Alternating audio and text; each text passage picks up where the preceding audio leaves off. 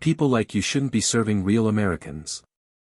That sentence shattered the noise of the entire restaurant as Jordan froze mid-step, holding a tray that suddenly felt twice as heavy. A black server just trying to finish his shift, he didn't expect a stranger to question his right to exist in his own country. Guests turned, whispers rose, and one woman smirked as if she knew exactly how to hurt him. A glass clicked sharply behind him, pulling the moment into part one. The first thing he heard was her voice slicing through the lunch rush. Why do they let people like you serve real Americans? The words hit harder than the tray in his hands. Jordan Brooks, a soft-spoken black server who had worked double shifts for months just to afford night classes, froze under the fluorescent lights. He'd survived harder days, yet something in her tone hollowed him out. Her eyes scanned him like he was an inconvenience on her tablecloth. I asked for a real server, she muttered, loud enough for half the dining room to hear. Not someone who probably snuck across a border.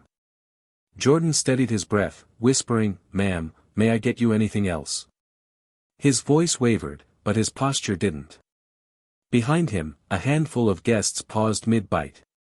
Her friend leaned in. "Tell him to bring your check. Or better, his deportation papers." Conversation around them dimmed like someone had turned down the world. And Jordan, clutching the edge of his order pad, sensed something worse was coming. A glass clinked sharply as he backed away, leading into the moment everything unraveled. Her complaint reached the manager before Jordan could speak. Walter barely looked up from the POS screen. "She's a VIP. Don't escalate." His tone made Jordan feel like a shadow, not a person. "But she called me illegal," Jordan said quietly. Walter waved him off. "Then ignore it. She pays more here in one night than you make all week." The humiliation simmered. Jordan returned to the table with their drinks, careful, steady. But as he placed a glass down, it wobbled, just slightly, and a few drops spilled onto the linen. "There it is," she said. "These people can't even pour water." She flicked his name tag with one finger, then let it fall to the floor. "Pick that up, border boy." That tiny detail, that tiny act, the soft clatter of plastic on tile, lodged like a thorn in Jordan's chest. He didn't respond. His silence made her bolder. "I'm calling ICE, she announced, already dialing. "I don't feel safe." He approached me aggressively. Gasps rippled across the dining room. "What would you do if this happened to you?" Jordan thought, as he stood in the center of strangers' stares, unable to defend himself before the lie spread faster than truth ever could. Minutes later, heavy boots approached. 2 ICE officers stepped inside, scanning the room. "Jordan Brooks," one called out. "We need to speak with you." Walter stepped back immediately. Jordan raised both hands, palms shaking.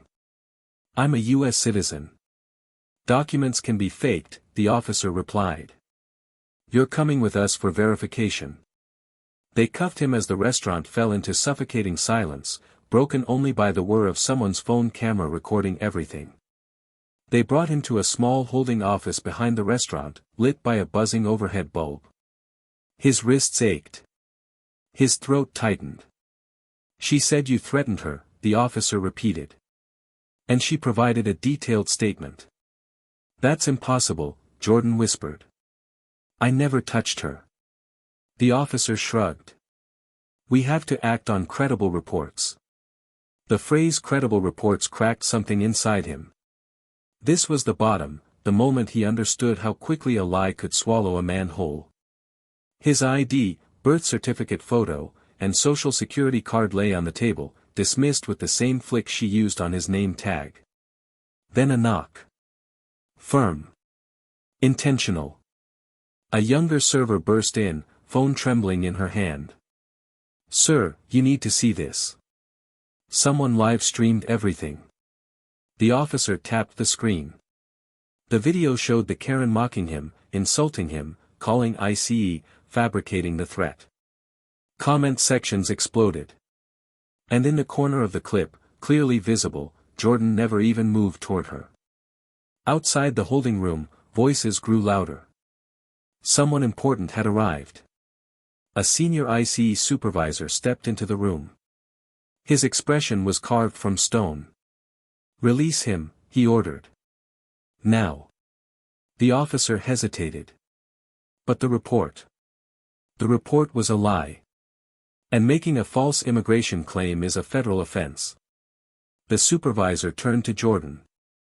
"You're free to go. And she won't be walking away from this." When Jordan stepped back into the dining room, customers rose from their seats. Some applauded softly.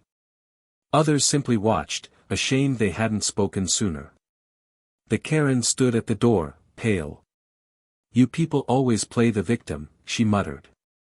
Jordan met her eyes for the first time all day.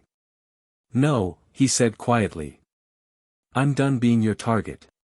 She faltered, stepping back. He walked past her, retrieved his bent name tag from the floor, straightened it gently, and clipped it back on. A small act, but enough to leave the room breathless. Justice wasn't loud. Sometimes it was just a man choosing to stand up straight again. And for the first time that day, every eye saw him clearly.